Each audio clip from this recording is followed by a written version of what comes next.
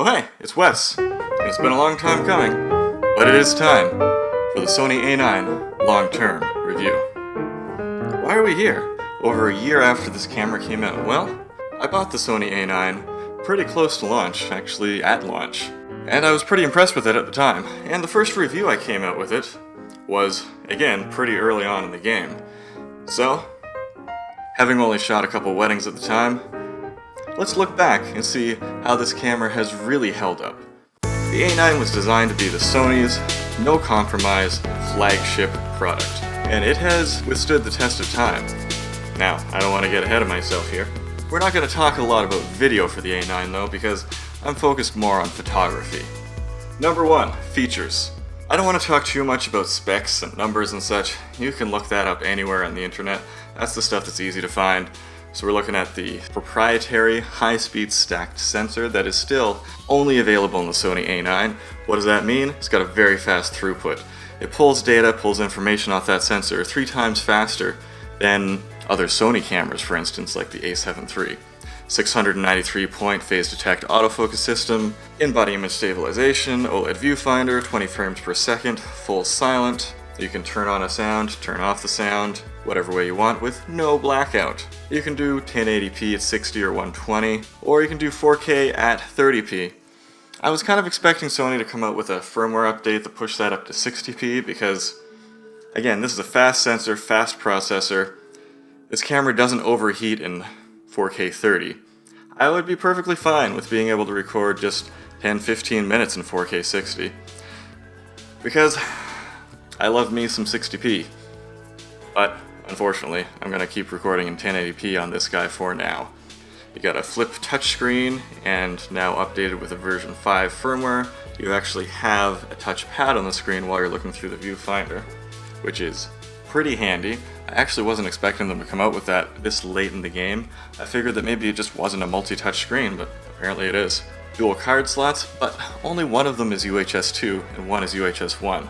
This is probably because someone higher up at Sony told the engineering team that they needed to maintain backwards compatibility with Sony memory stick because somebody out there owns one of those still.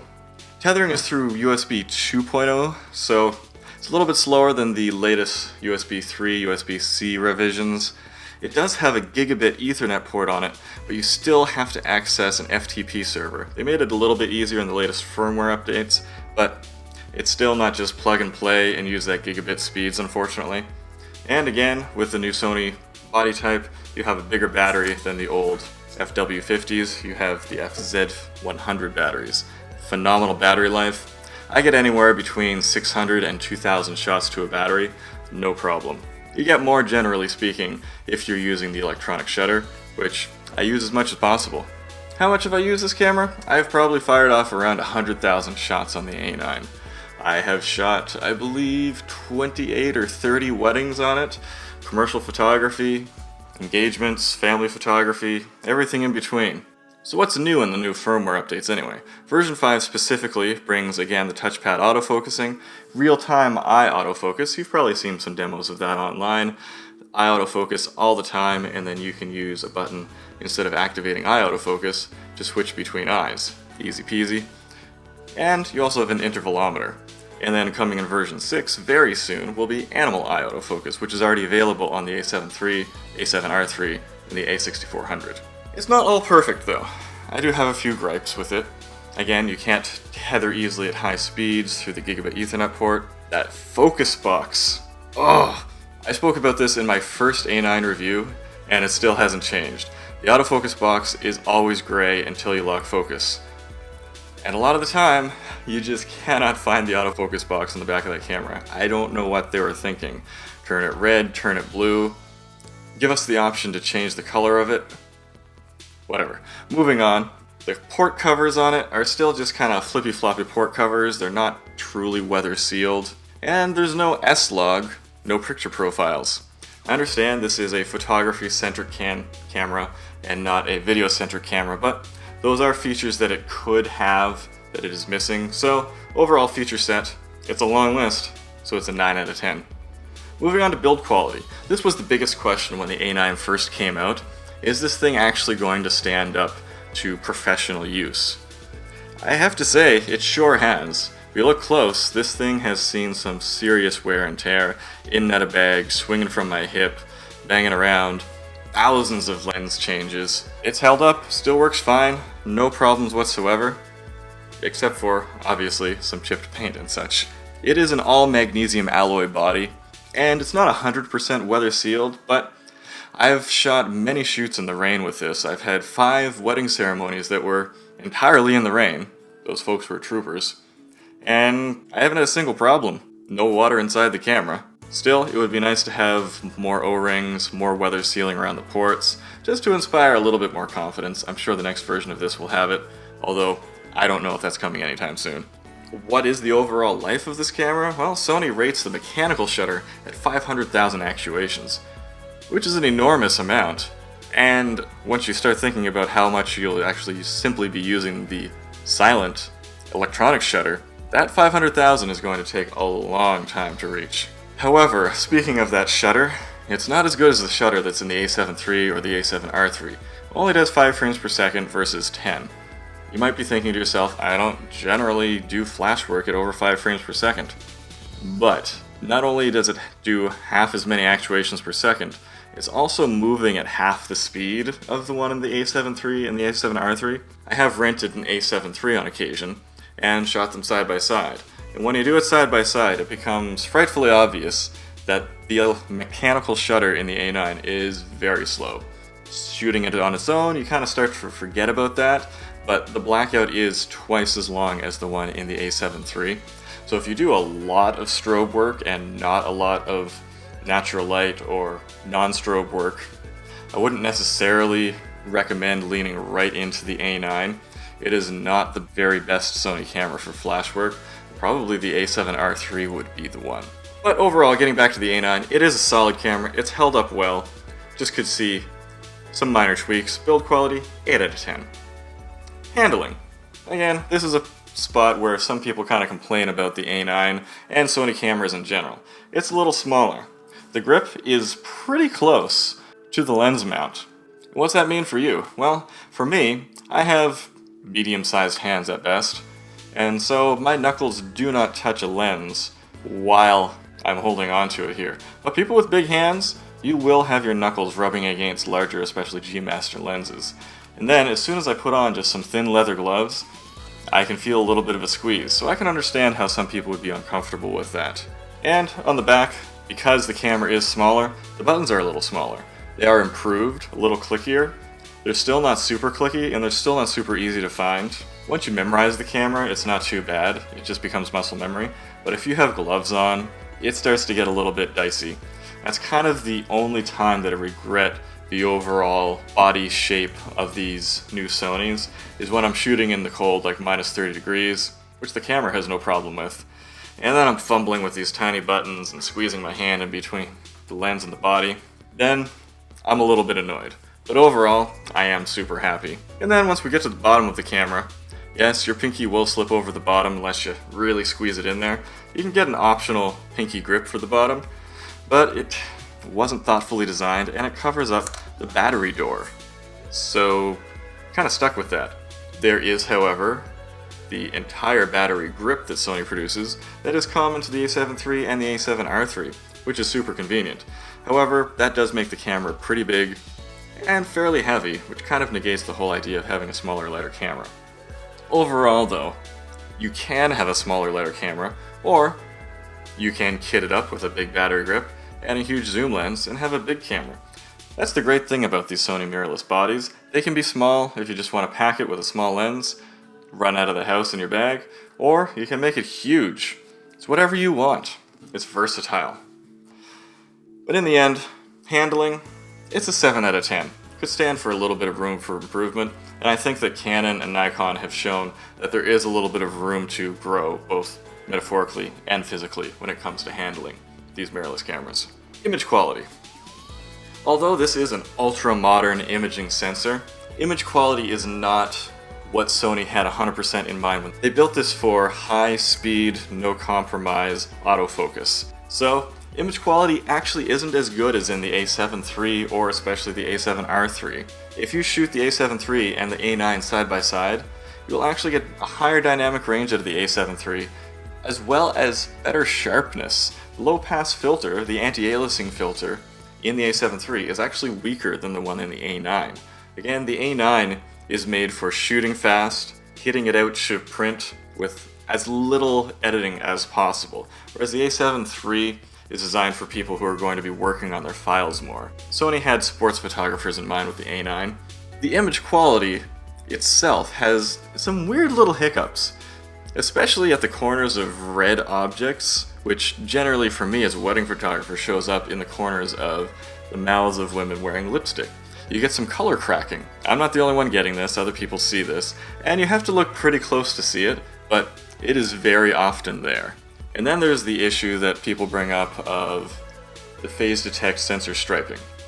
This one I consider to be a bit of a non-issue. The only time that it appears is when you have a very strong lens flare, one that I personally would consider to be image ruining.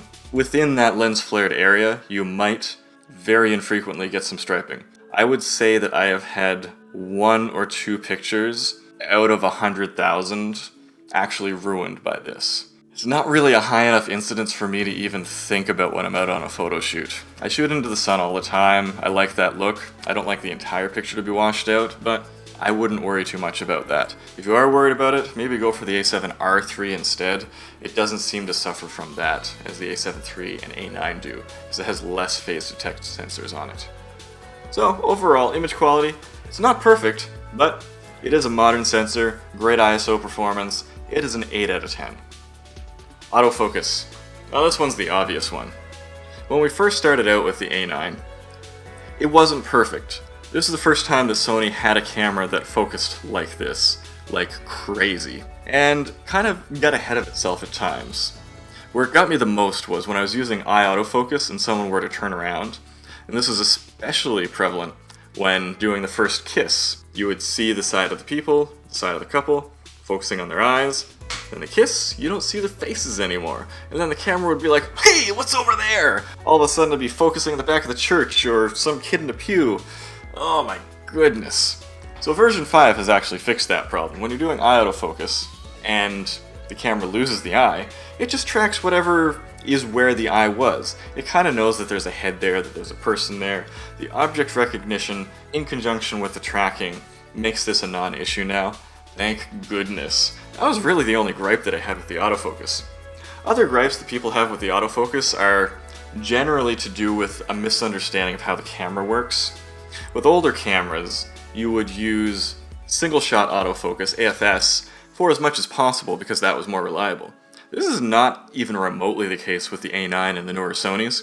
You do not use AFS unless you absolutely have to. This camera is designed to stay in AFC 99% of the time. So unless you're doing landscapes or real estate photography, things that are absolutely not moving, do not use AFS. It's not fantastic in low light. It's kind of slow, a little bit buggy, especially with people and moving subjects, which, why would you use AFS with a moving subject? But people complain about that.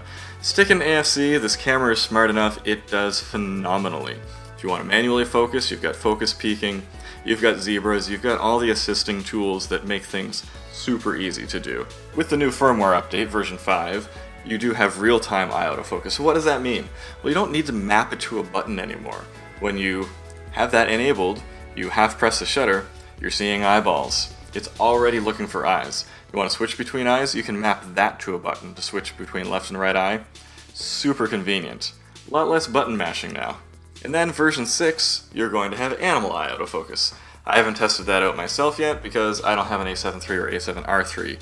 I can't wait to use animal eye autofocus on my cats, but professionally speaking, not a huge boon for me. Now that everything's been updated, previously I would have said an 8 or 9 out of 10, but this thing's so quick, so smart. Autofocus is a 10 out of 10. It's the bar that other cameras look to reach, especially for mirrorless. It is so simple and so easy. I mean, what did you expect? It's the Sony A9. That's the one thing that was predictable in this review. Value. This one's a little unpredictable. When this camera first came out, it cost a lot more than it does right now. Right now, and for a little while, it's on sale for $3,500. This is the camera that aims to compete with the Canon 1DX Mark II for $5,500 and the Nikon D5 for $6,500. What is going on here? Is Sony about to replace it? I don't think they're about to replace it because they just put a ton of work into updating the firmware. Maybe next year you'll get an A9 Mark II, but not just yet. Don't buy stocks based on my predictions. I don't know the future. Some might say that it also competes against the 5D Mark IV for $3,000, and maybe even the EOS R for $2,300. I wouldn't really say the EOS R. That thing for continuous autofocus, you're going to be going pretty slow, and the silent shutter, it doesn't really keep up with the latest Sony technology. But it does kind of compete against the A7 Mark III. Were this in a vacuum just against the Canon and Nikon sports cameras, this would be a 10 out of 10 for value. But you've got the A7 Mark III that does a lot of the same things that the A9 does for a lot less money, $2,000. But the Sony A9 is super unique in some of the things that it does. You have the 20 frame per second, not everyone needs that, silent shutter. There is a huge difference between the silent shutter in the A7 III/A7R III and the A9. The A9 scans its sensor 3 times faster than the A7 III. What does that mean? Well, you're not going to get the jelly effect. You're very rarely going to get banding from artificial lighting sources like LEDs and fluorescence. It is possible. I have a video on that where I tried to find as many light sources as possible, especially terrible ones, and cause some banding. I was largely unsuccessful. But generally speaking, you can use this camera in silent mode a lot of the time, and until you've shot a camera in silent mode, you do not know what you're missing. Until you've had, say, a first look between the bride and her father, everyone's crying, it's an emotional moment, and you're just standing back with a zoom lens, firing off shots as they come, and nobody knows that you're there. You're not interrupting the day. All of a sudden on a wedding day, you're so much more a fly on the wall. Now, I mean, obviously you can interact with your clients and so forth, but you don't have to interrupt the emotional moments of the day. And obviously this is useful for sports photography, for journalism. You can be taking shots without anyone knowing that you're firing. I don't mean that in a creepy way, but sometimes the photographer shouldn't be altering the situation that they're in. Ultimately, that's the goal of a lot of photography, is to capture moments without coloring them, without changing the essence of them, without implanting themselves into it. Sure, we edit them to bring forth our interpretation of the scene, but with the silent shutter, it really brings us closer to that ideal form of documentary photography, and I love that. Let's rein that back in real quick for value. That's a 9 out of 10. Would be 10 were it not for the other Sony cameras. That gives us a total of 51 out of 60. What's that mean? I don't know, the numbers are made up and it just comes off the top of my head. But overall, it's a phenomenal camera. I love my Sony A9. Do I have any regrets? Well, my wallet might have a couple. However, it's a brilliant camera. Is the price going to go back up soon? I don't know, it might. You might want to check the links, see if the price is still low. I don't think it'll ever go back up to the price that it launched at. Now that Sony is producing these bodies and they're using a lot of the same components, obviously their costs have come down, but that sensor is likely very expensive to make. You got any questions, any comments on the Sony A9? Have you used one? Did it not work out for you? Do you think it's fantastic? Leave me some comments down below. I hang out down there. I actually answer your questions and comments. So, if you have anything to say to me, you know where to find me. Until next time, go take some photos at 20 frames per second. Pew, pew, pew, pew.